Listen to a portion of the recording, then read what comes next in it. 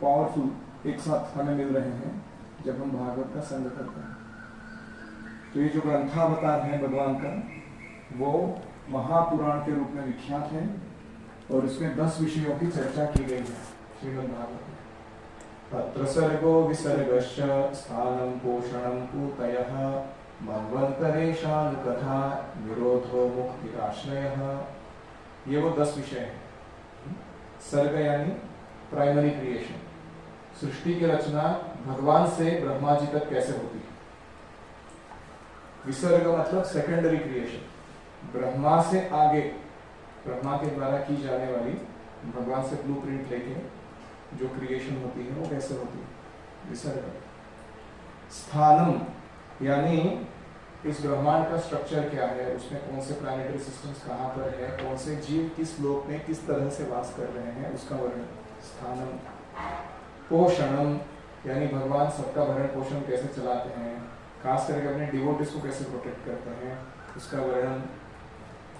ऊतयः, ऊती शब्द का अर्थ होता है कि भगवान जो 2 प्रकार के ऊती है, एक है अच्छे और दूसरे बुरे। ऊती का अर्थ है इम्पेटस, इंस्पिरेशन, कोई भी कार्य करने के लिए लगने वाला प्रेरणा, वो क्या है, ऊती। तो ऊती कहाँ से आती है? हम हर एक जन आज अभी शाम के समय अभी तो लाके बैठे हो, ये प्रेरणा की तरफ से आ रही है, ये ऊती है। हाँ, कुछ लोग यहाँ ना आके कहीं और टाइम पास कर रहे हैं, उनको कुछ तो इंस्पिरेशन है उसके पीछे, तो उसको कहते हैं ऊती। तो मनवंतर यानी मनुओं के राज्य, अलग अलग मनु कौन कौन से समय कहाँ कहाँ अपना राजकारभार चलाते हैं। ईशानुकथा, ईशानुकथा मतलब भगवान के लीला जो यहाँ पर इस ब्रह्मांड में मनाए जाते हैं। भौतिक जगत में, आध्यात्मिक जगत की लीलाओं का वर्णन नहीं, खास करके भगवान की यहाँ अवतारित होने के बाद राम जी के, नरसिम्हा के इत्यादि कथा है, ईशानु कथा। फिर निरोध यानी पूरा सृष्टि वाइंड अप कैसे होता है, इसका विनाश कैसे किया जाता है। और फिर मुक्ति, इसमें से मुक्ति कैसे प्राप्त करनी है संसार में से। और आखिरी है आश्रय। तो पहले जो 9 टॉपिक्स हैं ये किस पर आश्रित है, उस व्यक्ति का वर्णन। तो यह है श्रीमद् भागवत का विषय।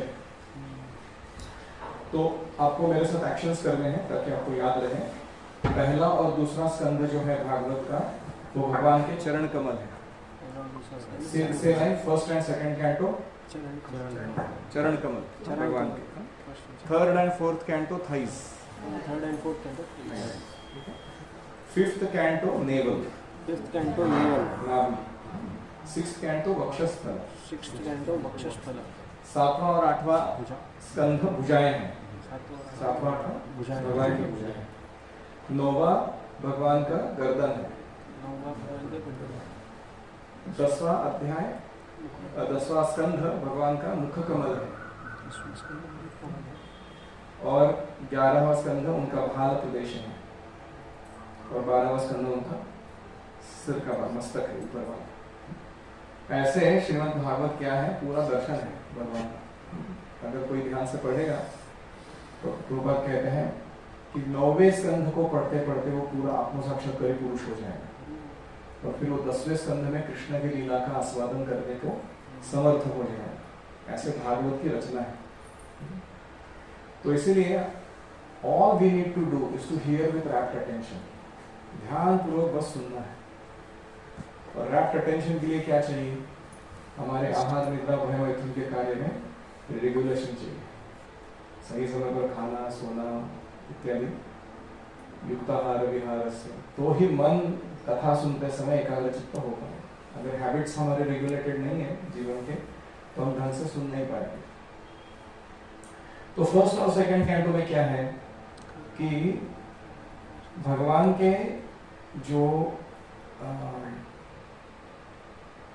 भक्त हैं, मुख्य भक्त, और भगवान के प्रति करने की जो भक्ति है, ये विधि, इसकी महानता को दर्शाया गया पहले 2 कैंटोस में।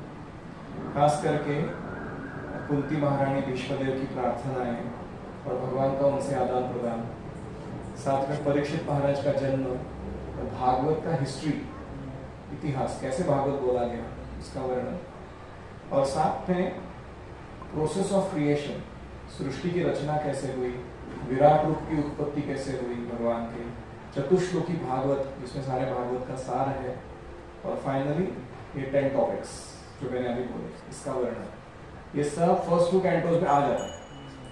It's like summary of full Bhagavat in first 2 cantos. फिर तीसरा चौथा जो स्कंध है भागवत का, जो 28 के रूप में तुलना किया था हमने, उसमें सर्ग और विसर्ग का वर्णन है। सर्ग मतलब कृष्ण से लेकर ब्रह्मा तक की सृष्टि, कृष्ण से कौन कौन एक्सपांशंस होते हैं, फिर भौतिक जगत में जो वासुदेव, संकर्षण, प्रद्युम्न, अनिरुद्ध है, उनमें से कैसे आगे चलकर महाविष्णु से गर्भोदक्षायी, क्षीरोदक्षायी विष्णु, और फिर उनसे सारे ब्रह्मांडों का विस्तार यहाँ तक को सर्ग कहते हैं। एक एक ब्रह्मांड के अंदर जो ब्रह्मा बैठे हैं और वो सृष्टि की रचना कर रहे हैं, उस ब्रह्मांड के अंदर, उसको विसर्ग कहते हैं, सेकेंडरी क्रिएशन। मतलब ब्रह्मा जी भी माल खुद का नहीं बनाते, भगवान से उठाते हैं क्रिएशन करने के लिए, इसलिए उसको विसर्ग कहा गया। ओरिजिनल माल बनाने वाले कौन है? भगवान स्वयं। तो उसके सर्ग और विसर्ग, तो ये वर्णन आता है।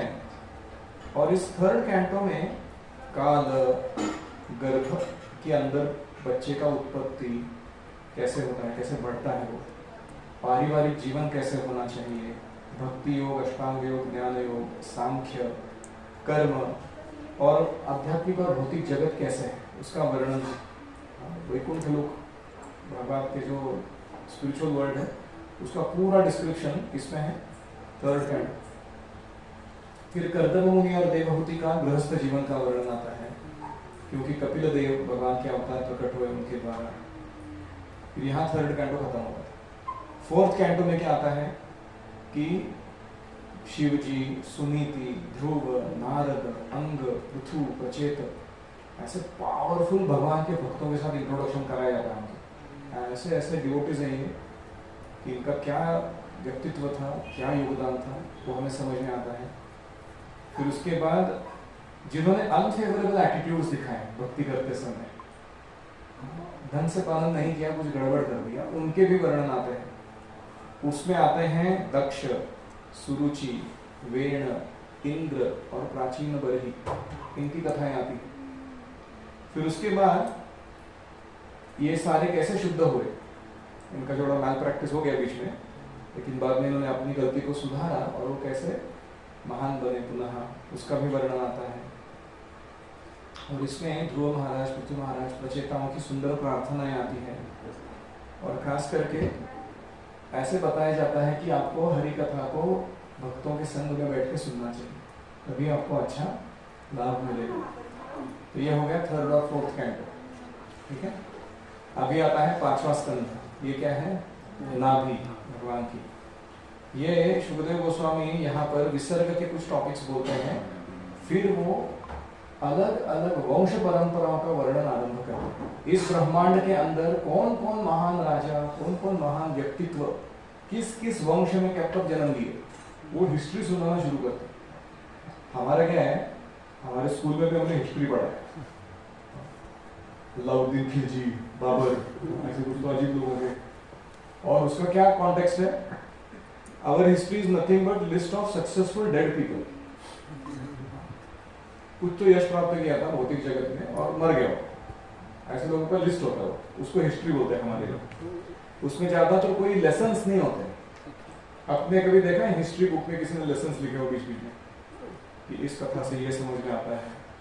नहीं, तो इनका हिस्ट्री ऐसे ही है। लेकिन भागवत कैसा है? भागवत ऐसा हिस्ट्री है, ब्रह्मा जी का उत्पत्ति से लेकर आज तक इस ब्रह्मांड के अंदर जितने भी महानतम घटनाएं हुई, जितने भी महानतम व्यक्तित्व हुए, उन सबका निचोड़ सार ला के वो सामने रख देता है। बोलता है इसके ऊपर गौर करना और इससे ये लेसन सीखना। तो ये दोनों चीजें भागवतम प्रदान करता है।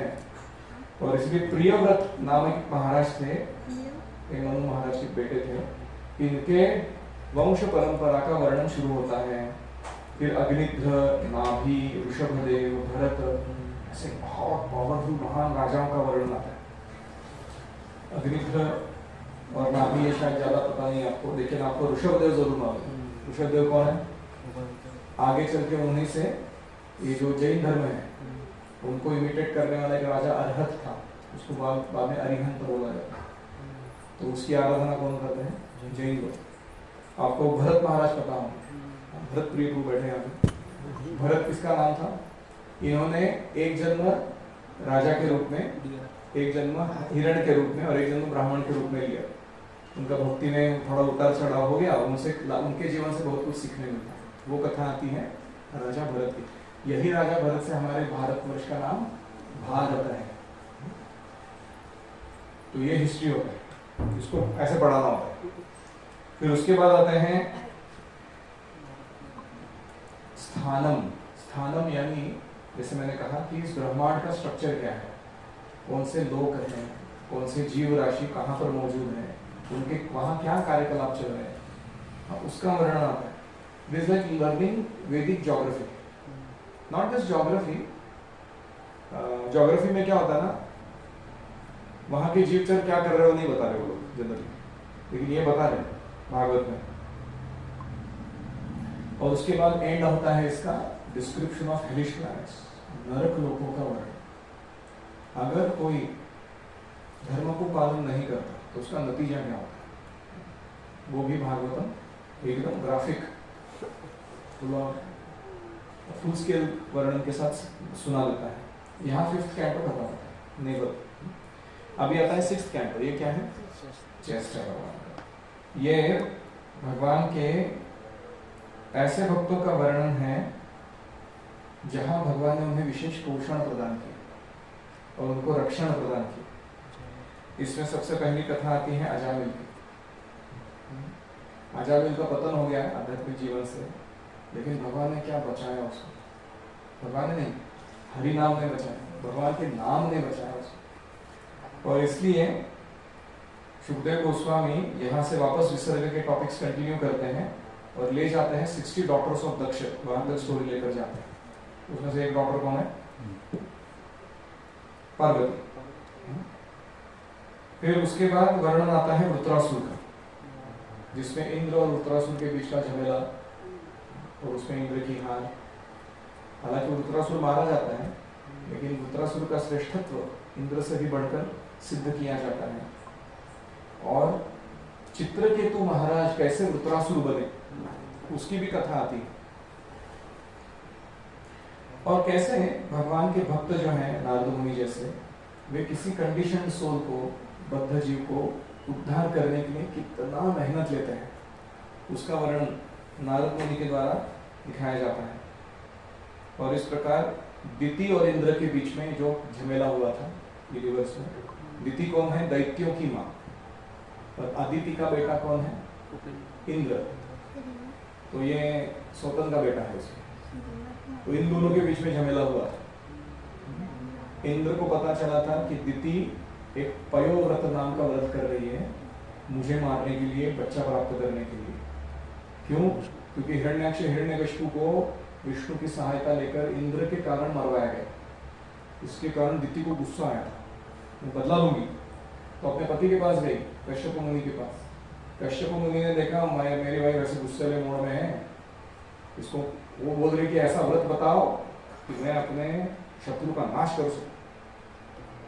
तो कश्यप मुनि ने उदार हृदय से उसको एक पुंसवन व्रत की विधि बताई। ये व्रत करने से आपके जीवन के सारे दुख दूर होते हैं, बांझ व्यक्ति को भी पुत्र प्राप्ति होती है, बांझ स्त्री को, और जो भी झमेले में व्यक्ति फंसा हुआ है वो नष्ट हो जाता है। ऐसा व्रत सुनाते हैं। ये व्रत क्या होता है? विष्णु भक्ति का ही एक दूसरा प्रकार होता है, बहुत डिटेल में। व्रत रखने के बाद दिति के अंदर का सारा वैभव चला जाता है इंद्र के प्रति, लेकिन इंद्र अभी भी डरा हुआ है।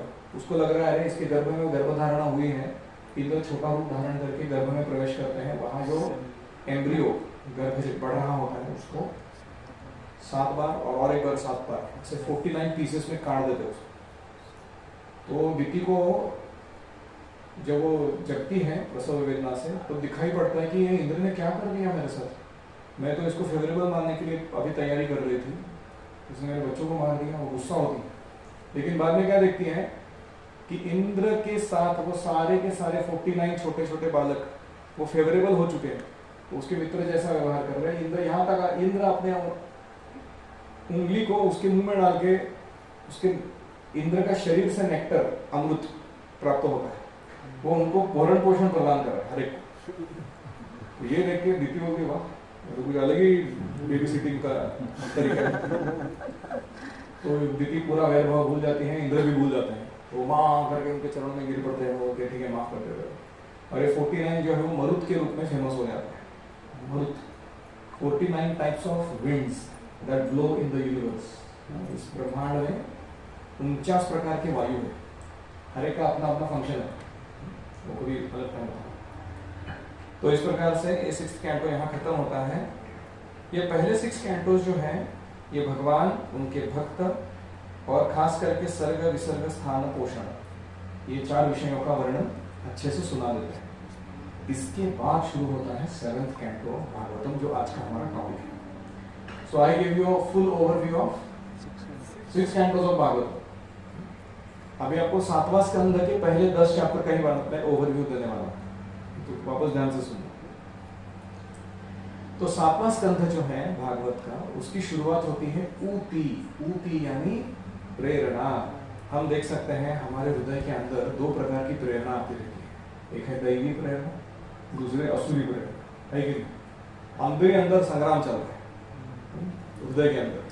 कभी कभी हमें लगता है अरे क्या है भौतिक जीवन में, चलो भक्त बनते हैं, बहुत हो गया, मैं प्रचार के लिए जीवन समर्पित कर दूंगा, अनर्थ निवृत्ति के कब परे चला जाऊंगा मैं, रुचि आसक्ति भाव प्रेम, उसको रियल स्पिरिचुअल लाइफ बोलते हैं, वो प्राप्त होना चाहिए। कभी कभी हमको लगता है क्या भक्ति, भौतिक जीवन का वाट लगा हुआ है, मैंने कोई सम्मान नहीं दे रहा, मैं जो चाहता हूँ वो हो नहीं रहा, मेरी भौतिक इच्छाएं पेंडिंग है बहुत सारी, और इसके कारण हमको डिमोनियक इंस्पिरेशन आने लगता है हृदय में। हम लोग थोड़ा भोग करके देख लेते हैं इस तरीके से उस तरीके से। तो ये जो इंस्पिरेशन आ रहे हैं, इसको अगर मैनेज करना है आपको, तो आपको 7th कैंटो भागवत पढ़ना चाहिए। भागवत के 7th कैंटो का फलश्रुति क्या है? ये आपके ऊती को सेपरेट कर रहे हैं। तो 2 प्रकार की ऊती है, ऑस्पिशियस, इनऑस्पिशियस।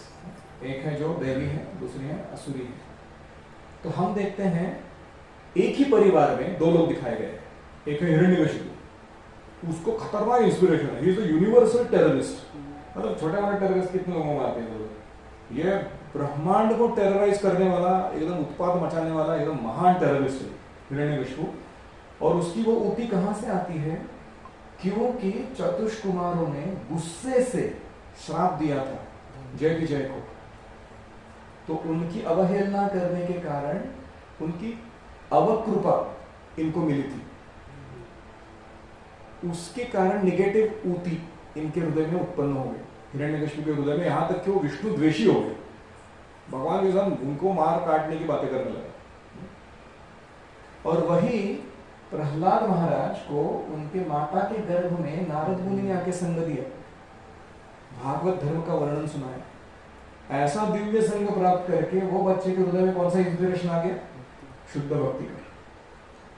प्रहलाद महाराज की भक्ति इतनी वृद्धिंगत हो गई थी कि उनको विष्णु या कृष्ण छोड़ के दूसरा कुछ सूझता ही नहीं था जन्म से। अभी दोनों में क्या कॉमन थ्रेड है? या तो किसी व्यक्ति की अवकृपा हुई या किसी व्यक्ति का सत्कृपा हुई, है कि नहीं? यही हमारे जीवन में भी जो इंस्पिरेशन आ रहे हैं हमारे हार्ट में, इसका मूल कारण है। हम जिनके साथ रह रहे हैं उनके साथ हम कैसे पेश आ रहे हैं, कितना हमारा धर्म पालन अच्छे से कर रहे हैं, कितना वैल्यू प्रोड्यूस अच्छे से कर रहे हैं दूसरों की सेवा में, उससे उनके हृदय में क्या आता है? सद्भावना आती है। अगर गड़बड़ कर रहे हैं हम लोग तो दुर्भावना आती है कि नहीं? तो ऐसे जिन व्यक्तियों के संग में रहकर हम सेवा दे रहे हैं, उनके हृदय में जब सद्भावना आती है तो हमारे हृदय में क्या आता है? पॉजिटिव ऊती आता है, दैवी इंस्पिरेशन आता है। और हम जिनके साथ रह रहे हैं वो सब लोग हमसे परेशान हैं, और वो सब क्या बोलते हैं उसको, क्या लगती है, परेशान करके रखा है, ये मोड़ में रह रहे हैं, तो आपके हृदय में और असुरी प्रवृत्ति बढ़ने लगती, पनपने लगती। इसलिए हमें अपने संग को बहुत संभाल कर रखना चाहिए। उनको कभी भी डिस्प्लीज नहीं करना चाहिए। ऑफ कोर्स वो जो पटांग लोग होते हैं जिनको डिस्प्लीज मतलब पूरी डिस्प्लीज होते हैं, करना नहीं पड़ता उनको, लेकिन हमको प्रयास करना चाहिए कि हमारी ओर से कभी हम अपराध ना करें या उनको अवहेलना ना करें। और खास करके ऐसे संघ में जो महान भक्त होते हैं उनके साथ तो हमें बहुत अच्छे से पेश आना चाहिए, आदरपूर्वक। नहीं तो उनकी अगर अवकृपा हो गई तो डेमोनियन नेचर तो और भी ज़्यादा खतरनाक बढ़ जाता है। और वहीं पर अगर उन्होंने सत्कृपा दे दी तो हमारे अंदर कितना भी डेमोनियन टेंडेंसी क्यों ना हो वो दब जाता है। इनकी कृपा के कारण हमारे अंदर अच्छी प्रेरणाएं बार बार आने लगती है। ये 7th कैंटो का सार है अभी जो मैंने बोला वो, how to get right type of inspiration in our heart. तो हम जब हरे कृष्ण कृष्ण कृष्ण हरे हरे, हरे राम राम राम हरे हरे ऐसे महामंत्र का जप कर रहे हैं तो क्या बोल रहे हैं, हे हरे कृपा करके आप मुझे सर्वाकर्षक कृष्ण की सेवा में शाश्वत रूप से लगाइए। ये प्रेरणा और ये सुविधा या ये अपॉर्चुनिटी हम मांग रहे हैं, है कि नहीं? तो ये हरे कृष्ण मंत्र क्या करता है, हमारे अंदर की चेतना को सही ऊती में परिवर्तित करता है, गुड इंस्पिरेशन। अगर हम जब करना छोड़ देते तो क्या होता है, धीरे धीरे हमारा डेमोनियन नेचर ऊपर आता है। हमने देखा डेंजर नेचर है हमारे में, अच्छा खतरनाक उसका स्वरूप है। तो ये इंस्पिरेशन क्यों चला गया, क्योंकि हमने अच्छा संग नहीं किया। संगात संजायते कामः, from association comes desires in the heart. अच्छा एसोसिएशन रखेंगे अच्छा डिजायर्स आते हैं, गड़बड़ एसोसिएशन रखेंगे गड़बड़ डिजायर आते हैं। तो इसलिए ये 7th कैंटो का स्थान है। तो अभी क्योंकि मुझे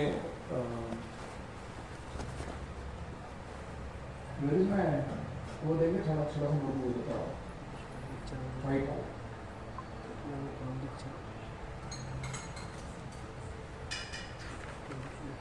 ये कुछ नहीं है, फिर भागवत के श्लोक है ये, just for reference I am holding it. तो भागवत के 7वें स्कंध की शुरुआत कहाँ से होती है, नारद युधिष्ठिर संवाद। अभी 6th कैंटो में क्या हो गया था, दिति के पुत्रों को मारा भगवान विष्णु ने इंद्र को फेवर करने के लिए। तो युधिष्ठिर महाराज के मन में प्रश्न आता है, भगवान तो समभाव रखने वाले हैं, उनको ना कोई द्वेष करते हैं किसी को, ना किसी को ज्यादा प्रेम करते हैं, फिर भगवान ऐसे इंद्र को हेल्प करने के लिए असुर को क्यों मारते हैं? ऐसा लगता है कि पार्शियलिटी दिखाते हैं भगवान, क्योंकि देवता लोग क्या कर रहे हैं, चमचागिरी कर रहे हैं भगवान का, है कि नहीं? तो मान रहे हैं उनको, तो उनके नियम को पालन कर रहे हैं। तो भगवान बोल रहे ठीक है चलो तुमको स्पेशल फेवर देंगे। और असुर लोग क्या कर रहे हैं, वो भगवान के नियम नहीं मानते, उल्टे सुल्टे काम करते रहते हैं। तो भगवान बोल रहे अभी इसको प्रॉपर्टीज ला करता हूँ, ऐसा लग रहा है। तो युधिष्ठिर महाराज पूछते हैं, समभाव रखने वाले जो भगवान है वो ऐसा पार्शियलिटी कैसे दिखा सकते हैं, इसको मारने का उसको फेवर करने का? भगवान के तो सारे बच्चे हैं ना, देवता हो या असुर हो, सारे उनके बच्चे हैं, हम बीजो प्रदत्त पिता, तो पिता के लिए सब समान होते हैं, है कि नहीं? तो ये महान प्रश्न युधिष्ठिर महाराज के मन में आता है। वो नारद मुनि को पूछते हैं, यहाँ से 7th कैंटो का शुरुआत होता है। इसके लिए 2 कथाएं बोली जाएंगी ये पॉइंट को प्रूव करने के लिए। पहला है, वो कहते हैं कि पूर्व इतिहास सुनाते हैं नारद मुनि कि आपने कहा वो सही है, भगवान को कोई द्वेष नहीं, भगवान को कोई अति प्रेम नहीं किसी से, वो न्यूट्रल है, समभाव रखते हैं। लेकिन भगवान जब देखते हैं कि कोई भजन करता है उनका प्रेम से, तो वे उसे प्रीतिपूर्वक अपनी सेवा में संलग्नता देते हैं। भगवान अगर देखते हैं कि कोई नहीं रखता प्रेम या द्वेष भावना रखता है मेरे प्रति, तो भगवान उसके आनंद के लिए, उसके सुख के लिए, उसके सुविधा के लिए उसे अपना दर्शन नहीं देते हैं या उसके जीवन में दखलंदाज नहीं करते हैं। इसमें भगवान का क्या दोष है? जैसे बारिश होती है तो बारिश में क्या होता है, गुलाब के भी फूल खिलते हैं, पपैया का भी पेड़ आता है, कहीं बबूल के पेड़ उगते हैं, कहीं धतूरा उग जाता है कि नहीं? तो क्या बारिश का दोष है? नहीं, जिस प्रकार का बीज था जहां जहां पड़ा हुआ उसके कारण वैसा होता है। ऐसे ही भगवान की कृपा सारे जीवों के ऊपर समान है, क्योंकि अलग अलग जीव अलग अलग अभिलाषा लेके बैठे हुए अपने मन में इसलिए उनको कभी फेवर हो रहा है ऐसा लगता है और अनफेवरेबल हो रहा है ऐसा लग रहा है, लेकिन उसका दोष किस पर है? भगवान पर नहीं, उस जीव पर है कि उसने उस प्रकार की अभिलाषाएं की थी। फिर वो सारा स्टोरी सुनाते हैं जय विजय को कैसे कर्ज किया गया चतुष्कुमारों के द्वारा। फिर वो 3 जन्म ग्रहण किए, कौन कौन से? हिरण्याक्ष, हिरण्यकशिपु, रावण और कुंभकर्ण, शिशुपाल और दंतवक्र, और बाद में हमारे इसमें जगन्नाथ चैतन्य महाप्रभु की लीला। तो इस प्रकार से 3 जन्म लिए। अभी ये जो हिरण्याक्ष हिरण्यकशिपु थे उनका जन्म किस लिए हुआ था? वो भगवान का आयोजन था कि उनको युद्ध करना था। अब युद्ध करने के लिए कैंडिडेट चाहिए ना कोई ढंग का, तो भगवान ने किसी को एम्पावर किया अपने ही डिवोटी को कि इसको फर्स्ट क्लास मेरा एनिमी बनाया जाए, कुश्ती के अखाड़े में उतारा जाए, फिर हम लोग घमासान कुश्ती खेलेंगे, फिर मेरे को आनंद आएगा। तो ये भगवान का आयोजन था, इसलिए वो जय विजय हिरण्याक्ष हिरण्यकशिपु बनकर आए। तो ये सारा स्टोरी सुना देता है। ये सारा स्टोरी सुनाने के बाद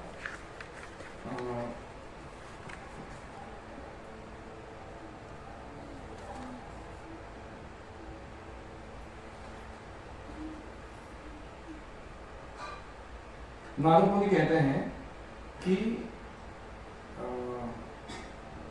ये जो शाप की आपने बात की,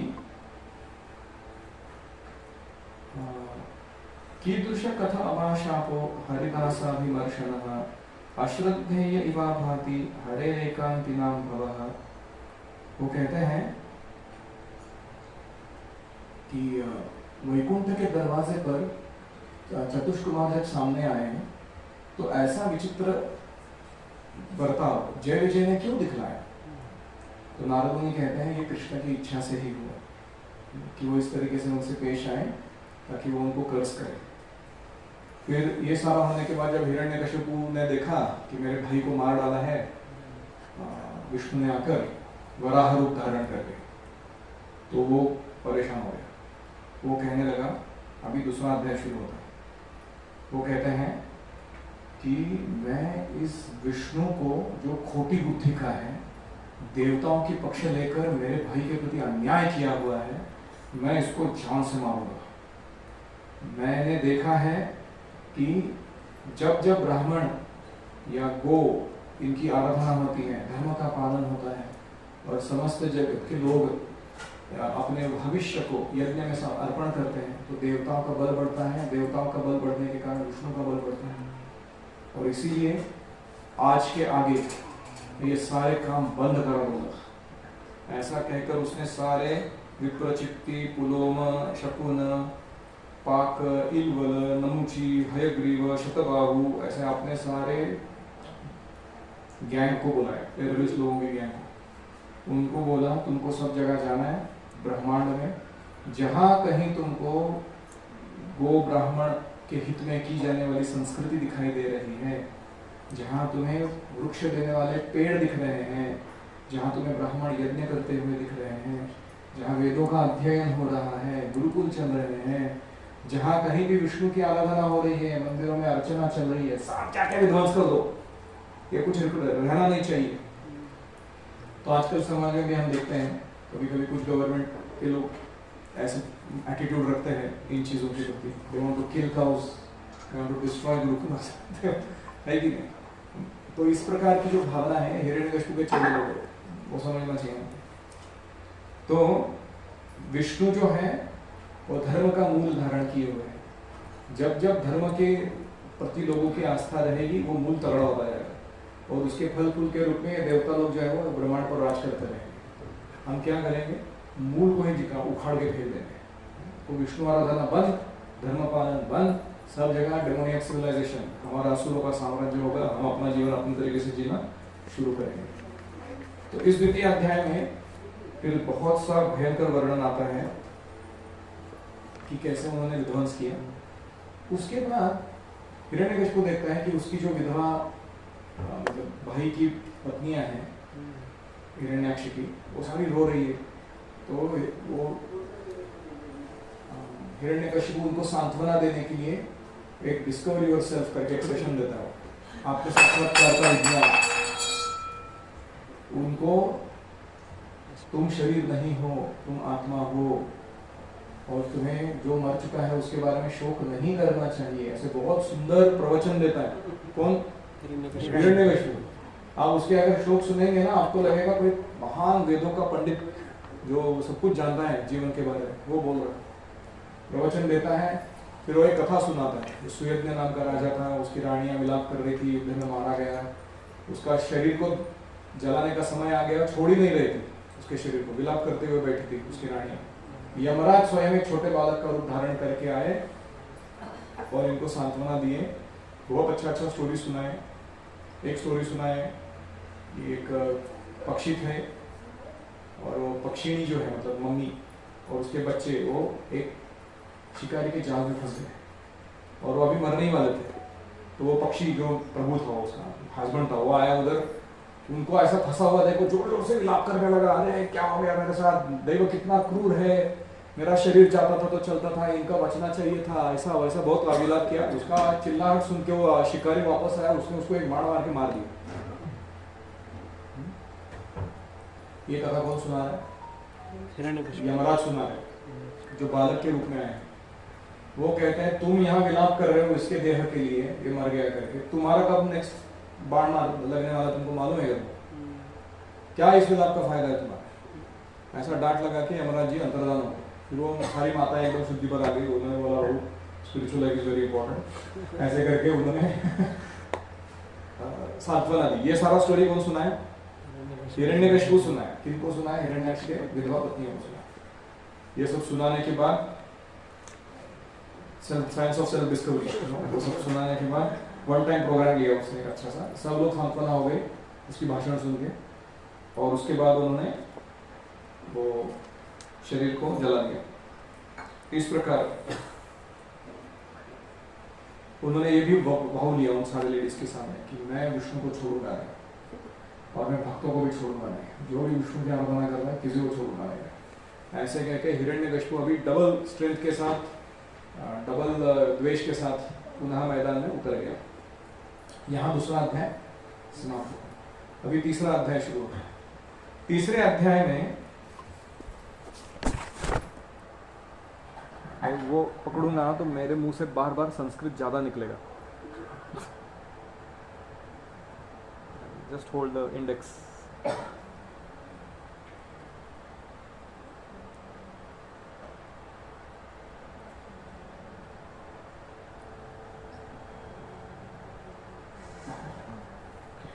तो इस प्रकार तीसरे अध्याय में कथा शुरू होती है कि हिरण्यकशिपु तपस्या करने निकलता है। उसको समझ में आता है कि विष्णु को हराना, देवताओं का हराना आसान काम नहीं है, इसके लिए मेरे को बल चाहिए। फिर वो जाता है मंदराचल पर्वत पर, वहां जाके बहुत उग्र तपस्या करता है। एक बार जब वो उग्र तपस्या कर रहा होता है तो वो देखता है कि कोई पक्षी मीटिंग कर रहे हैं, तो उसके मन में काम वासना जागृत होती है। वो अपना समाधि वगैरह सब छोड़ के तपस्या वापस घर आता है, और घर जब आता है तो अपने पत्नी से संग करते समय भगवान विष्णु का नामोच्चारण उससे गुस्से में हो जाता है, और उसका कारण प्रहलाद का जन्म होता है। 4 पुत्र होते हैं हिरण्यकशिपु के, उसमें से चौथा पुत्र जो है यंगेस्ट वो प्रहलाद है। फिर वापस चला जाता है तपस्या करने के लिए। तपस्या करते समय इतनी उग्र तपस्या करता है कि उसके सिर से एक ज्वाला निकलने लगती है, उसके शरीर को पूरा चींटियों ने खाया रहता है, यानी उसका मांस, रक्त, यहाँ तक कि मज्जा या जो भी है शरीर में सब खत्म, सिर्फ अपने हड्डियों में अपने प्राणवायु को संचारित करके वो जी रहा होता है। और इतनी उग्र तपस्या करता है कि एक दिव्य तेज निकलता है उसके शरीर से, जिसके कारण समुद्र उबलने लगता है, सारे ब्रह्मांड में तापमान बढ़ जाता है, जैसे अभी करंटली बढ़ा हुआ है। ये किसके कारण बढ़ा हुआ है? ये मॉडर्न हिरण्यकशिपु की तपस्याओं के कारण बढ़ा है। हिरण्य मतलब गोल्ड, सोना, कशिपु मतलब सॉफ्ट बेड। जिस व्यक्ति को पैसे कमाना और मैथुन क्रिया, सेक्स लाइफ में बहुत ज्यादा रुचि है, उसको क्या कहते हैं? हिरण्यकशिपु। तो आजकल के हिरण्यकशिपु जो है मॉडर्न टाइम्स में, ये लोग भी क्या कर रहे हैं? उग्र तपस्या कर रहे हैं। आप देखो कि पेट्रोलियम निकालना समुद्र के तल में से, या कभी कभी ऐसे अजीब तरीके के जॉब्स रहते हैं लोगों के, इतना उग्र तपश्चर्या है उसमें, वो सब उठाने के लिए वो लोग तैयार है। क्यों? क्योंकि उसको पैसा चाहिए या मैथुन क्रिया का आनंद चाहिए। तो इसलिए हिरण्यकशिपु जो है वो उग्र तपश्चर्या के द्वारा सारे जगत को त्राहिमाम कर देता है। तो सारे देवतागण जाते हैं ब्रह्मा जी के पास, बोलते हैं कि वो हिरण्यकशिपु इसलिए तपश्चर्या कर रहा है ताकि आपके स्थान को हड़प ले, जाके उसको रोकिए। फिर ब्रह्मा जी जाते हैं अपने हंस वाहन पे, हिरण्यकशिपु को पहले ढूंढने का ना मुश्किल होता है क्योंकि वो दिख ही नहीं रहा है व्यक्ति का है। फिर एक बाम्बू का बेट होता है, उसके साइड में एक वारुल होता है, वारुल मतलब एंट हिल, शरीर के ऊपर पूरा चींटियों ने घर बना दिया रहता है उसके, लेकिन उसमें से तेज आ रहा होता है। फिर ब्रह्मा जी को समझ में आता है कि वो वहां बैठा हुआ है। अपने कमंडलू से ब्रह्मा जी जल छिड़कते हैं, उसका शरीर जो है वो एकदम प्रबल तेज पुंज ऐसा हो जाता है और हिरण्यकशिपु अपने फुल सेंसरी मेंटल पावर के साथ बाहर आता है। ब्रह्मा जी को देख के बड़ी स्तुति आरंभ करता है, बोलता है आप ही सर्वे सर्वा हो, सब कुछ आप ही दे सकते हो।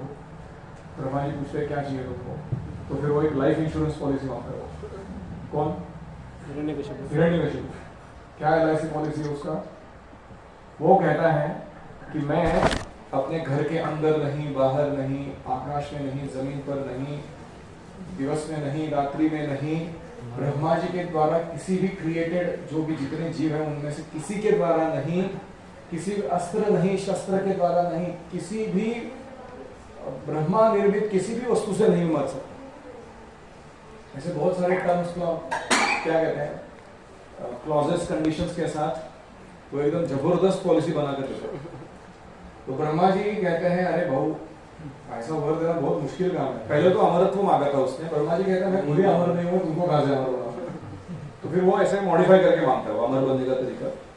तो मॉडिफाई करने के बाद ब्रह्मा जी कहते हैं कि ये वर मिलना बहुत मुश्किल है, तुमने जो मांगा है, फिर भी तुमने जो तपस्या की है उसके प्रसन्न होने के कारण मुझे वर प्रदान करता। इसके बाद हिरण्यकशिपु जो एक विशेष क्या कहेंगे टेक्नोलॉजिकली इक्विप्ड असुर के रूप में एकदम उभर कर सामने आता है, मतलब अभी तो मेरे को कोई हारा नहीं करता।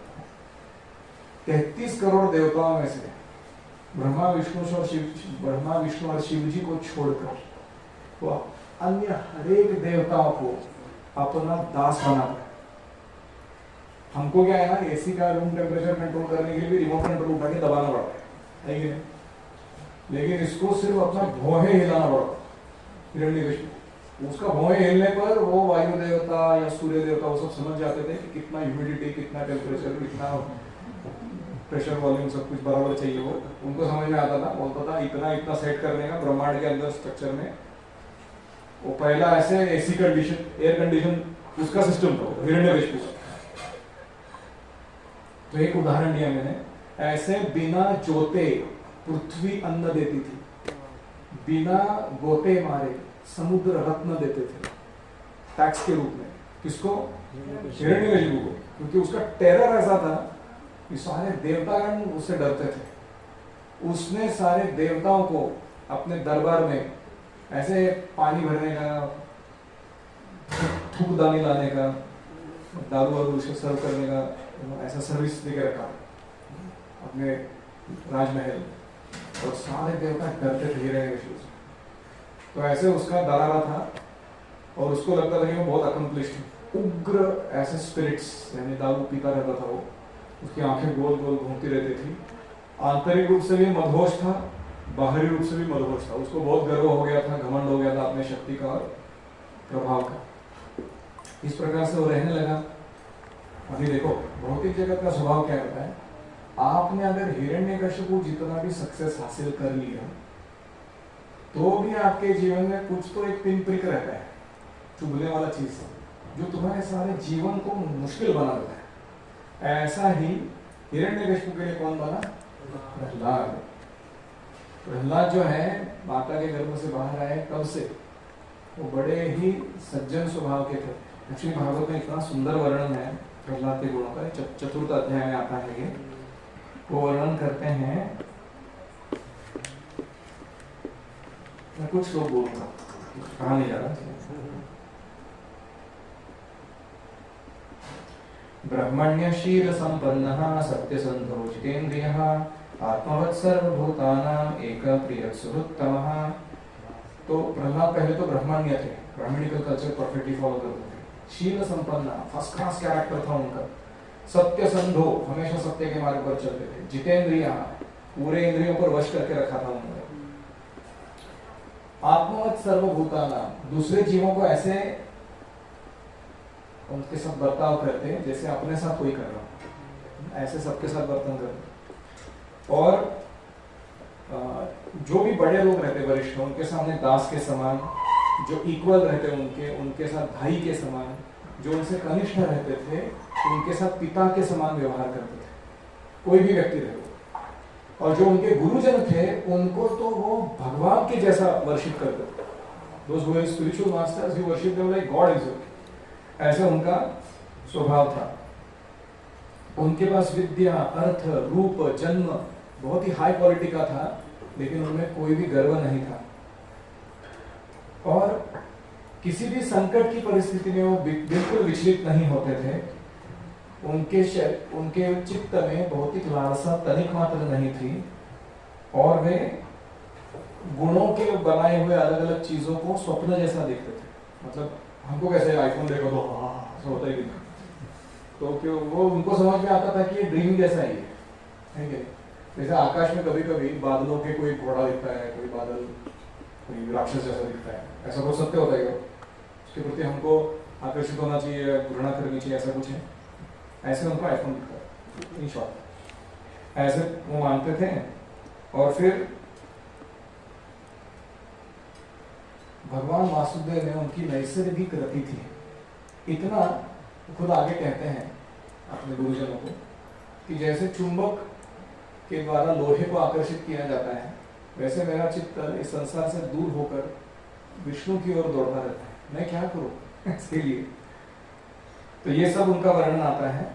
और फिर वर्णन करते हैं नारद मुनि कि ऐसे प्रहलाद को, जिसके इतने सुंदर गुण थे, हिरण्यकशिपु ने मारने का ठाना। अभी ये सुनकर वापस युधिष्ठिर महाराज परेशान हो रहा।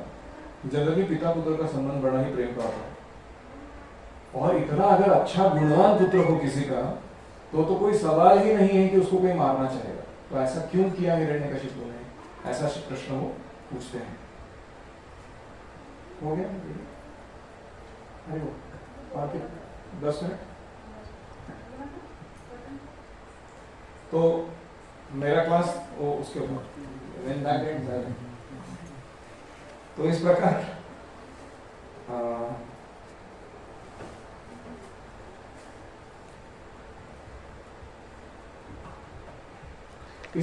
प्रहलाद महाराज को बढ़ता हुआ देख उनको गुरुकुल में डाला जाता है। ये गुरुकुल थोड़ा डेंजर टाइप का गुरुकुल रहता है, ऐसा वैदिक गुरुकुल में भी अलग अलग टाइप होते हैं। यहाँ एक षंड और अमर्क नाम के शुक्राचार्य के बेटे, वो प्रिंसिपल और वाइस प्रिंसिपल रहते हो, मुख्याध्यापक और उप मुख्याध्यापक। और वो क्या पढ़ाते रहते हैं? 4 पुरुषार्थों में से 3 ही पुरुषार्थ पढ़ाते रहते हैं, धर्म अर्थ काम, ये पढ़ाते रहते हैं। मोक्ष की बातें नहीं करते हो कभी, भक्ति का तो लवलेश नहीं होता उनके गुरुकुल में। और ऐसा खतरनाक पट्टी पढ़ाते रहते हैं वो सारे बच्चों को, असुरों को। तो प्रहलाद जी को वहां भर्ती किया जाता है। और एक दिन क्या होता है, थोड़ा पट्टी पढ़ाने के बाद उनको लगता है कि बच्चा सीख गया रहेगा, तो अच्छे से नहला धुला के प्रहलाद महाराज की माता उनको सुंदर वस्त्र पहना के अपने पिता के सामने पेश करती है। और हिरण्यकशिपु बड़ा अपनी मूठों के पीछे से ईयर टू ईयर स्माइल देते हुए, प्रहलाद अच्छा मेरा चाव है, आजा बैठ जाओ अपने गोदी पे बैठा। बोलता है आज तक तुमने जो भी सब्जेक्ट्स पढ़े तुम्हारे स्कूल में, उसमें से कौन सा सब्जेक्ट बेस्ट है वो बताओ।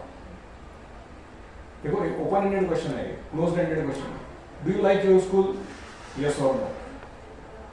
Do you like maths? Yes और नो। इसको क्या बोलते हैं? Close ended question. ये यस और नो नहीं जवाब देते। ओपन एंडेड क्या होता है? तुमको वर्णन करना पड़ेगा तुमने क्या सीखा। तो क्या पूछते हैं उनको कि प्रपच्छ कथ्यताम वत्स मन्यते साधु यद भवान। मेरे बच्चे मुझे बता, सबसे बेस्ट चीज क्या तुमने सीखा तुम्हारे गुरुकुल में? प्रहलाद उवाच तत्साधु मन्ये असुरवर्य देहिनां सदा समुद्विग्न धियाम सद्गृहात् हित्वात्मपातं गृहमन्धकूपं वनं गतो यद्धरिमाश्रयेत। प्रहलाद महाराज कहते हैं मैंने सबसे बेस्ट चीज क्या सुना है कि हे असुरवरीय, सारे असुरों में श्रेष्ठ, जो शरीर धारण किया है इस जगत में और फैमिली लाइफ में फंसा हुआ है, समुद्विग्न धिया, मतलब उसका बुद्धि हमेशा उद्विग्न रहता है, स्ट्रेस रहता है उसको बहुत ज्यादा। क्यों? असद ग्रहात, क्योंकि उसने असत चीजों को टाइटली पकड़ के रखा हुआ है, जो टिकने वाला नहीं है, कभी असत है, टेम्पररी है, उसको बहुत टाइटली पकड़ के रखा है उसने, इसलिए उसको स्ट्रेस बहुत ज्यादा रहता है लाइफ में। ऐसे व्यक्ति को क्या करना चाहिए? हित्वा, छोड़कर, ऐसे पारिवारिक जीवन को जो भौतिक आसक्ति पर आधारित है उसको छोड़कर, आत्मपातम यानी आत्मा का नाश करने वाला जो मटेरियलिस्टिक लाइफ वो जी रहा है उसको छोड़कर, गृहम अंधकूपम, उसका घर एक अंधे कुएं के समान है जहां ना पानी है। मतलब कोई अगर व्यक्ति कभी कभी जंगल में चलते चलते क्या हो जाता है, घास फूस से ढका हुआ कुआं दिखाई नहीं देता, धड़ाम करके अंदर गिर जाता है, अगर पानी नहीं रहेगा तो सीधा सर उसका नीचे पत्थर पे पटकता है फाट करके, हड्डी कसरी टूट जाता है थोड़ा, और उसके बीच में उधर चिल्ला रहा है वो, बचाओ बचाओ, कोई आ नहीं रहा उसको बचाने के लिए। ऊपर से उसको पीने के लिए पानी नहीं है क्योंकि वो सूखा कुआं है, ऊपर से वहां अजीब तरीके के जीव, बिच्छू, सांप, मच्छर, वो सब काट रहे उसको आगे। ऐसे अवस्था में कैसा जिएगा कोई व्यक्ति? ये किसका वर्णन है? ये भौतिकवादी जीवन जीने वाले गृहस्थों का वर्णन है। वो ऐसे अंधे कुएं में गिरे हुए हैं, उनकी दशा जीवन की और दिशा दोनों गायब है, इतना बुरा अवस्था है, लेकिन वो खुद को बहुत अकम्प्लिश्ड मानते हैं वो लोग। वो कहते प्रहलाद महाराज अपने पिता को कह रहे हो, आप अंधे कुएं में फंसे हुए हो, आत्मपातम, आत्मा का नाश करने वाला जीवन जी रहे हो, वनम गतो यद हरिम आश्रयेत, वानप्रस्थ ले लो, भगवान हरि का आश्रय लेकर। तो वनम गतो का आचार्यगण कहते हैं वर्णन की, वृंदावन में जाओ, सबसे बेस्ट वन कौन सा है? वृंदावन में जाओ, वहां भगवान हरि का आश्रय ले लो, यही सबसे बेस्ट काम है। This is the most sadhu instruction for you my dear father. अभी इमेजिन करो 5 साल का लड़का अपने असुर वरीय पिता को ऐसा कुछ इंस्ट्रक्शन दे देगा तो क्या होगा? जैसे ही हिरण्यकश्यप ने सुना इसने क्या बोला, वो ठहाके मार के हंसने लगा।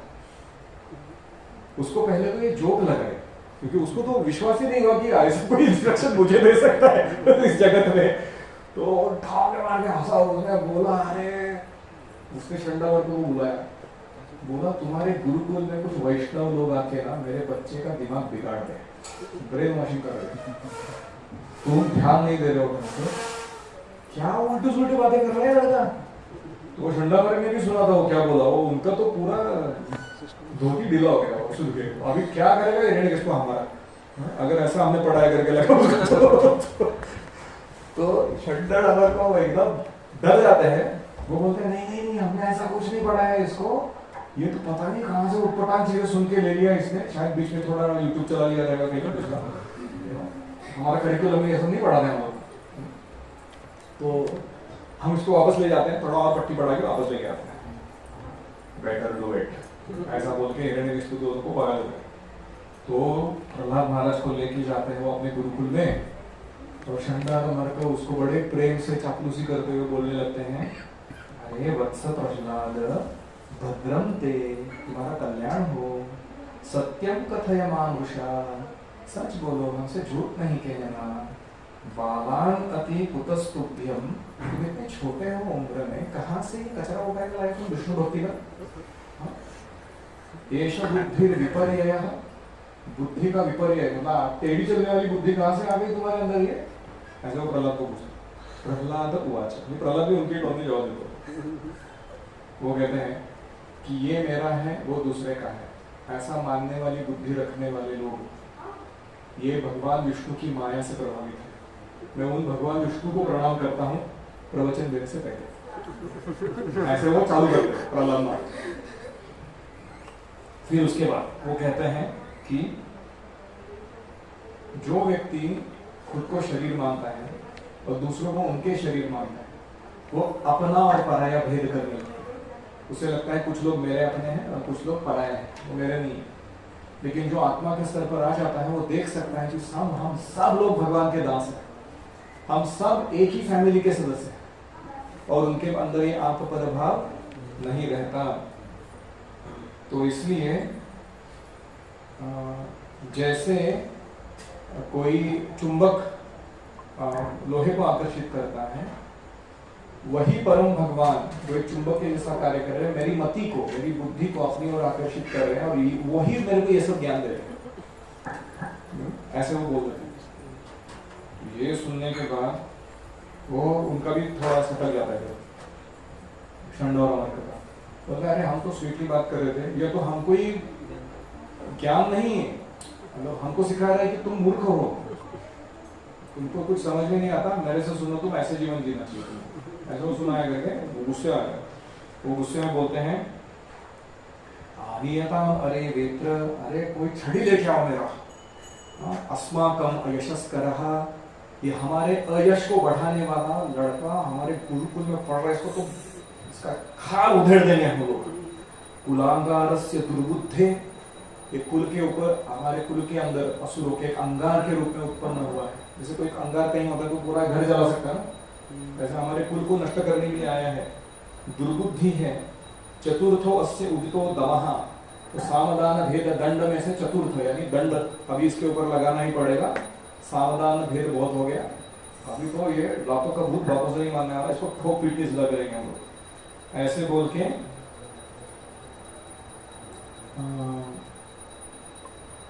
बहुत उसको भर्त्सना किए, डांटे पीटे, बहुत कुछ सुनाए और वापस से अपना पट्टी पढ़ाया धर्म अर्थ काम का। बोला अरे असुरों का सिविलाइजेशन में आप और पराया कॉन्सेप्ट बहुत इंपॉर्टेंट है। मैं मेरा शरीर हूँ, शरीर का भोग पूरा करना सबसे अहम कर्तव्य है हमारा। तुम क्या बड़बड़ कर रहे हो सब? और बहुत अच्छे उल्टे सुल्टे पट्टी पढ़ा के बहुत अच्छे से तैयार किया। उनको अभी लगा कि शायद माइंड चेंज हो गया, इसका सेट हो गया, वापस लेके गए किसके पास? हिरण्यकशिपु के पास है। प्रहलाद अभी हिरण्यकशिपु पूछ रहा है उच्चताम तात, बच्चे बोल स्वाधीतम किंचित उत्तमम, क्या तुमने किसी अच्छे विषय का अध्ययन किया है अभी? काले नहीं बताओ युष्मन यद शिक्षक गुरु और भगवान, बहुत समय बीत गया, आपके गुरुजी ने बहुत कुछ अच्छा अच्छा सिखाया होगा तुमको, थोड़ा सुनाओ तो सही, क्या सीखा तुमने अपने जीवन में? प्रहलाद होगा श्रवणम कीर्तनम विष्णोः स्मरणम पाद सेवनम अर्चनम वंदनम दास्यम सख्यम आत्मनिवेदनम। ये 9 प्रकार की भक्ति करना ये जीवन का सबसे अहम करिकुलम है। This is the actual syllabus of human life. कौन सुना रहे हैं? किसको सुना रहे हैं? श्रवण कीर्तन स्मरण सेवा करने वाली जो भक्ति है, नवधा भक्ति, ये क्या है? जीवन का एकमात्र करिकुलम है। ये सिलेबस फॉलो करने के लिए मनुष्य जन्म मिला हुआ है। और वो कहते हैं इति पुंसार्पिता विष्णु भक्तिश्चेन्नवलक्षणा, ये भक्ति के 9 लक्षण हैं, ये विष्णु को अर्पित करने चाहिए हमें। क्रियते भगवती अद्धा तन्मन्ये अधिकम उत्तमम, जो इस प्रकार से अपने जीवन को कृष्ण सेंट्रिक बना देता है इन 9 मार्गों के द्वारा, तन्मन्ये अधिकम उत्तमम, I consider that as best education. That is the best education that he has got. अभी ये सुनने के बाद वो जो भी आतामाजी सटकली का वो जो हाईएस्ट वर्जन रहेगा, वैसा हिरण्यकशिपु का हालत हो जाता है। वो अपने होठ थर-थर कांपते हुए गुस्से से देखता है षंड और अमर की ओर और हिरण्यकशिपु को कहता है अरे ब्रह्म बंधो, अरे सो कॉल्ड ब्राह्मणों, तुम लोग किम एतत्, क्या बोल रहा है आदमी? विपक्षम श्रेयता सता, मेरे विपक्ष का आश्रय लेकर मेरे को उल्टा चीज सुना रहे हैं। असारम ग्राहितो बाल, इसने भक्ति का ज्ञान पकड़ लिया, ये असार है, इसमें कोई इसेंस नहीं है। कहां से उठा लिया इसने ये सब शिक्षा? माम अनादृत्य दुर्मति, और ये मेरे को नहीं मानता, मैं सबसे सर्वे सर्वा हूं, मैं परम ईश्वर हूं, इधर कोई दूसरा नहीं मेरे ऐसा कंट्रोल करने वाले, मेरे ही राष्ट्र, मेरे ही स्वाधीनता को स्वीकार नहीं कर रहा, मेरा ही बच्चा होकर अभी मैं क्या करूंगा? मुझे तो ऐसा लग रहा है कि तुम लोग ही इसके कारण हो। जैसे कभी कभी कोई रोग हो जाता है तो उसके लक्षण तुरंत प्रकट नहीं होते, थोड़ा देर बाद प्रकट। ऐसे ही तुम रोग हो चंडौरा, लक्षण इसमें प्रकट हो, ऐसा हो गया। अभी ये सुनने के बाद वो गुरु पुत्र हुआ है, वो उसके गुरु के पुत्र है ना चंडौरा, वो बोलते हैं न प्रणीतम, हमने नहीं सिखाया, न पर प्रणीतम, हमारे पूरे स्कूल में से किसी ने नहीं सिखाया। हमको मालूम नहीं ऐसा व्यक्ति कौन है जो उसके पास आया था जिसने ऐसा सिखाया उसको सब। ये जो आपके कवेंद्र शत्रु, आपके शत्रु का जो ज्ञान बोल रहा है ये व्यक्ति, नैसर्गिक वयम मति रस्य, नैसर्गिक रूप से इसका मति ऐसा है। हमने बहुत ट्राई मारा इसको सुधारने का, बदल ही नहीं रहे आदमी। अभी इसको हमारे ऊपर मत डालो, ब्रह्मा अपराध हो जाएगा तुम्हारे से, पहले बता दो। अभी ये बोलने के बाद वो हिरण्यकशिपु की अवस्था ऐसे हो गई जैसे सांप के पैर के ऊपर किसी ने सांप के पूंछ के ऊपर किसी ने पैर दे दिया हो। बोलता अरे इन्होंने नहीं सीखा तो तूने कहां से उठाए दंडनी? वो कहता है कहां से आ रही है तुम्हारी ये मति और कहां से आ रहा है तुम्हारा ये असत ज्ञान, बकवास नॉलेज कहां से आ रहा है? प्रहलाद वापस अपना प्रवचन शुरू करते, मतिर्न कृष्णे परतस्वतो वा मिथो विपद्येत गृहव्रतानां पदान्तगोभिर्विशताप्तमिश्रं पुनः पुनश्चरितचर्वणानां। वो कहते हैं जो व्यक्ति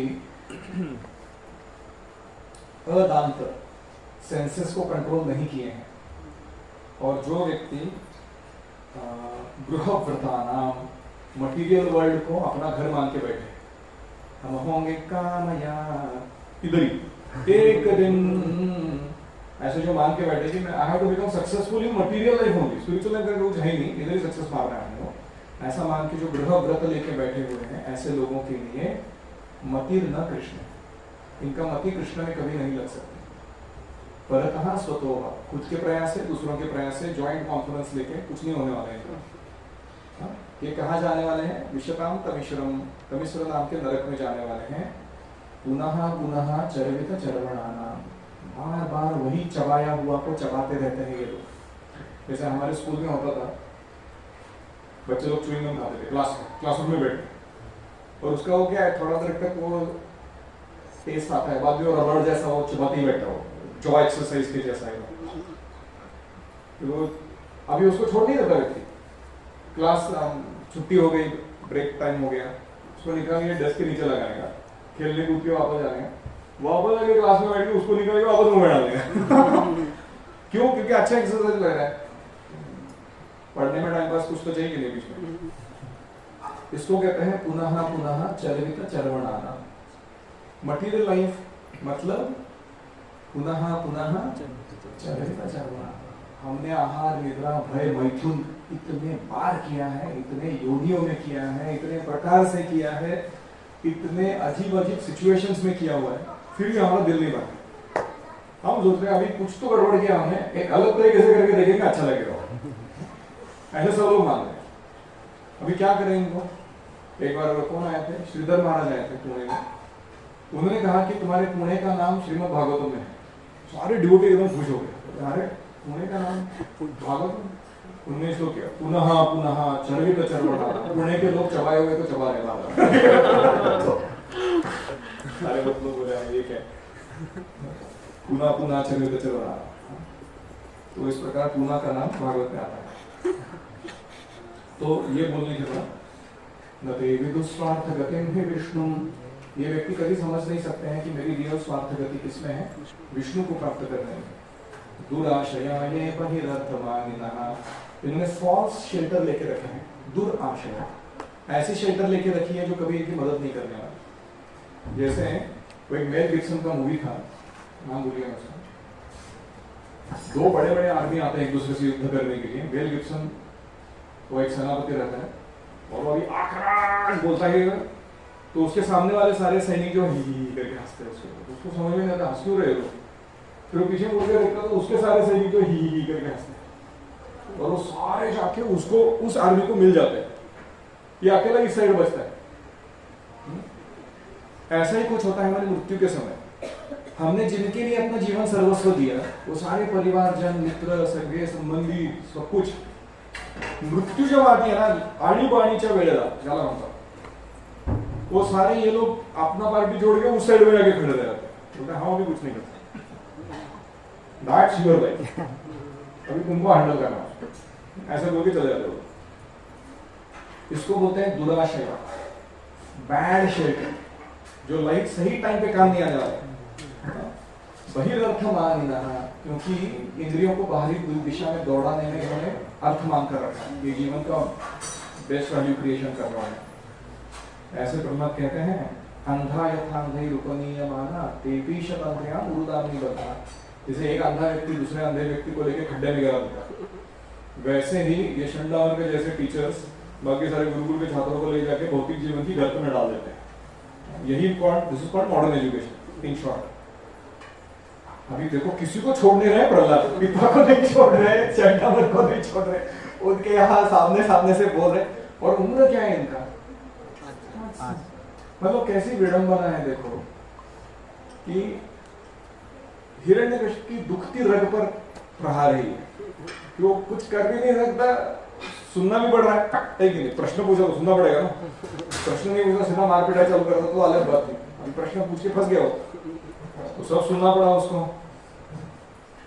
और वो कहता है ऐसे लोगों के लिए जो भौतिक जीवन में इतने रचे पचे हैं, एक ही सोल्यूशन है, महीयसाम पाद रजोभिषेकम, भगवान के महान भक्त जो है उनके चरण कमलों की धूल से इनको स्नान करना चाहिए तभी इनका कुछ भक्ति जलेगा अंदर। मटीरियल लाइफ जी के जो म्यूनिसिपैलिटी का ट्यूबलाइट हो गया अंदर, उसको एक कांस्टेंट सप्लाई आएगा, प्रकाश भक्ति क्या चल रहा है जीवन में मेरे, कैसे जीना चाहिए मुझे, वो समझ में आएगा when we take shelter of pure devotees. ये सब सुनने के बाद तो हिरण्यकशिपु लॉस्ट है, वो बोलता है इसको मार डालो, जो उपाय करना है करो, इस लड़के को अभी के अभी आज के आज मारो, जान से मारो इसको। ये कुल्हाड़ी के डंडे के समान है, जो चंदन के वन में पैदा होता है ना कभी कभी चंदन का लकड़ी, उसी को कुठार बनाकर उसके ऊपर एक्स लगा के,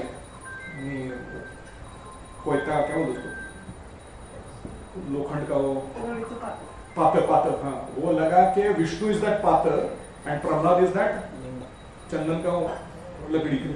हमारे घर में परिवार में है ना, अब ये हमारे चंदन के पूरे वन को काटने वाला है, विष्णु इसका उपयोग करेगा, इसके पहले इसको मारो, ऐसा बोला। अभी उसके बाद जो होता है वो घमासान है, प्रहलाद महाराज को बहुत टॉर्चर किया जाता है। ऐसा कोई अभिचार बोलते हैं, अभिचार मतलब मंत्र तंत्र जादू टोना काली विद्या वो सब करने का, उसके ऊपर पर्वत की राशि से फेंका जाता है, हाथी के पैरों पर कुचला जाता है, विष लाया जाता है, सांपों के बीच डाला जाता है, समुद्र के नीचे रख के तल में उसके ऊपर पत्थर डाले जाते हैं ताकि उधर डूबते मर जाए। बहुत कुछ आ गया लेकिन वो मरते नहीं, और हर बार वो स्वस्थ शांत चित्त होकर वो पिताजी के साथ ऐसा व्यवहार करता रहता है जैसे वो उसके सबसे बड़े हितैषी हो, प्रेमी हो। उसके मन में तनिक भी ईर्ष्या, द्वेष, शत्रुता का भाव नहीं आता अपने पिता के प्रति, जो इतना टॉर्चर कर रहा है उसको मारने। ये सब देखने के बाद पिता बड़े परेशान हो जाते हैं, एक तो तू मर नहीं रहा, मतलब ऐसा कौन सा चीज है असुर नहीं कर सकते मारने में, सारे ट्राई कर लिया, टेररिज्म के जितने भी नुस्खे हैं हमारे पास सारे ट्राई कर।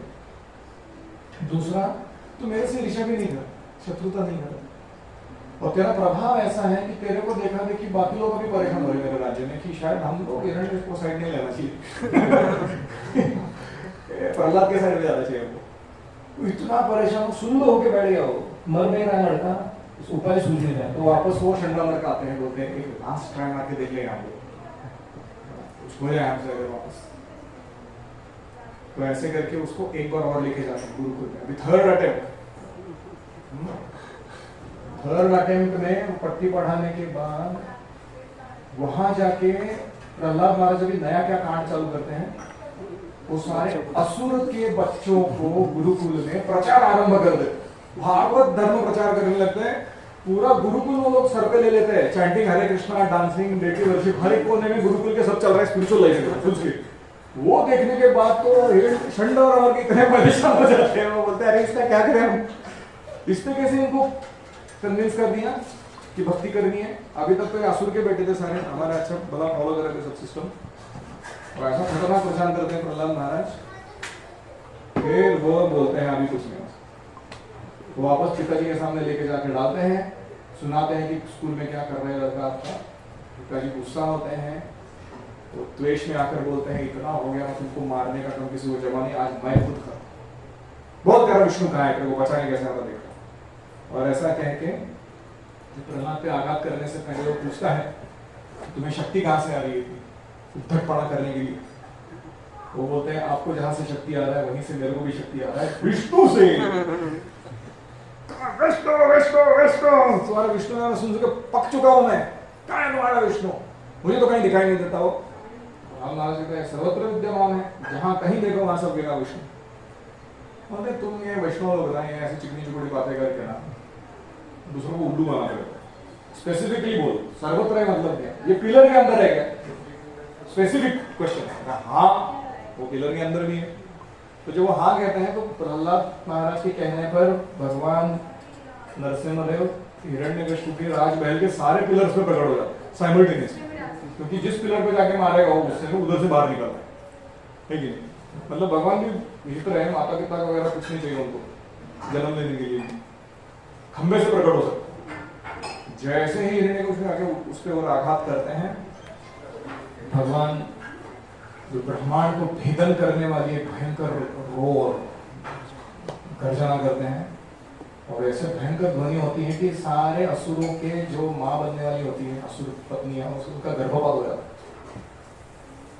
और सारे देवता ऋषि मुनि भयभीत हुए अपने ब्रह्मांड का। और उसको क्रैक होने के बाद भगवान का दिव्य रूप नरसिंह का प्रकट होता है। पहले तो हिरण्यकशिपु देखते ही रहता, ये क्या है, What is this wonderful magical thing? उसको लगता है कुछ तो अजीब ही देख रहा हूँ मैं, आधा मनुष्य आधा नर आधा सिंह, जिसकी भुजाएं इतनी दिव्य हैं, 8 भुजाएं, अलग अलग शस्त्र अस्त्र धारण किए हुए। तो हिरण्यकशिपु पहले भाप लेता है उनको, फिर युद्ध धारण करता है। तो भगवान भी जैसे बिल्ली किसी चूहे को खिलाती है, थोड़ा देर प्ले करती है उसके साथ, वैसे उसको नचाते हैं और फिर उसको अपने नाखूनों के द्वारा उसके दहलीज पर ले जाकर घर की फाड़ देता है। उसके पेट को फाड़ने के बाद अंदर हाथ डाल के आंतड़ी निकालते हैं। कितना गुस्सा चाहिए सब काम करने के लिए। भगवान आंतड़ी निकाल रहे हैं, वरमाला के जैसे अपने गले में पहनते हैं, फिर उसका हाथ निकाल रहे लब लब कर, तो उसको ऐसे आजमा कर देखते हैं। मतलब इसी हृदय से कभी प्रहलाद जैसा बच्चा पैदा हुआ है। और एक कोई है क्या ऐसा महान भक्त यहाँ बैठा हूँ से चेकआउट करते हैं, क्वालिटी कंट्रोल से फिर फेंक देते हैं। और जब ये हिरण्यकशिपु के सारे असुरगण देखते हैं कि ऐसा हालत किया हमारे राजा का, सब एक साथ झपट्टा मार के लाखों सैनिक भगवान के ऊपर आक्रमण करते हैं। तो भगवान नरसिंहदेव अपने लाखों हाथों वाला रूप प्रकट करते हैं, और ऐसा कहते हैं कि वो कोई शस्त्र अस्त्र चलाते ही नहीं है, सिर्फ नाखूनों से मारते हैं। कुछ लोगों को तो सिर्फ गर्जना से मार देते हैं, हार्ट अटैक वो गर्जना इतना खतरनाक है कि आदमी मर जाता है। तो ऐसे करते हुए सारे असुरों का वध होता है, और फिर अंत में भगवान नरसिंहदेव को तो स्वयं जाके हिरण्यकशिपु के सिंहासन पर बैठ जाते हैं और प्रहलाद को बुलाते हैं। ब्रह्मा जी उनको आगे भेजते हैं, प्रहलाद बहुत सुंदर स्तुति करते हैं भगवान की, उनको शांत करते हैं। फिर प्रहलाद को वो असुर साम्राज्य का सम्राट घोषित किया गया। तो तब से लेके अब तक प्रहलाद भारत चला है। Even now he is ruling अतल वितल सुतल तलातल लोक सारे। तो इसका मतलब है कि ब्रह्मांड में डिवोटिस का वट है। असुर के परिवेश समाज में जाओ या देवताओं के घर, सब जगह डिवोटी लोग बैठे हुए हैं, सब मैनेज कर रहे हैं बराबर से, और दुनिया चल रही है। बहुत बहुत धन्यवाद। किसी का कोई प्रश्न है या फिर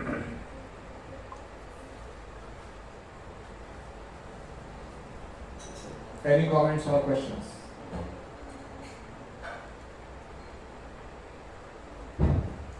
नरसिंह भगवान की जय, नरसिंह चतुर्दशी महोत्सव की जय, प्रहलाद महाराज की जय, श्री प्रभुपाद की जय, गौर प्रेमानंदे हरि हरि हरि ओम। हरे कृष्णा